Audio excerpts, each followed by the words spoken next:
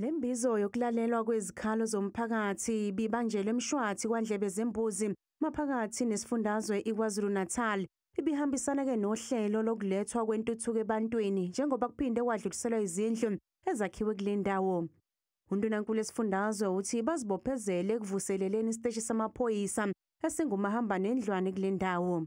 Uhlelo lethu lanamhlanje ukuthi sizibophezele ukuthi sifanele sivuselele umahamba nendlwane lo okade usiza umphakathi wakule ndawo ukuthi amaphoyisa abe seduzane kanye nosizo umphakathi mawudinga amaphoyisa bawathole eduzane. uDube Ncube uthi sasikhona isiteshi samaphoyisa kule ndawo kodwa sacekelwa yiwo umphakathi. Ngaphambili yayikhona i-mobile eyayikhona ye-police station kodwa abantu kwabayibona abayivandalizayo okuwukuthi-ke sishayeke nekhwelo lokuthi ake sigade ingqalasizinda yethu, ake sivikele ingqalasizinda yethu, asingathi sakhelwa izinto ngapha sebesizibulala thina. Abantu bakule ndawo bebesilele emuva ngokuhlinzekwa ngezindlu ngoba abanikazi beplazi bengafuni kwakhiwe kulo. Sijabulile-ke ukuthi sebephumile emaplazini abantu bakithi ngaphansi kobugqila bokuhlukunyezwa bengatholi ngisho namanzi, bengatholi ngisho nogesi ngoba abanikazi bemaplazi bengafuni ukuthi sifake ugesi namanzi.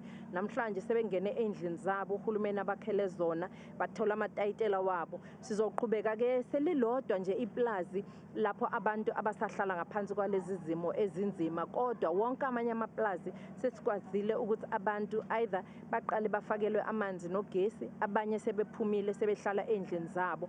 Izakhamuzi zalapha zikhale nangemgwaqo engekho esimweni.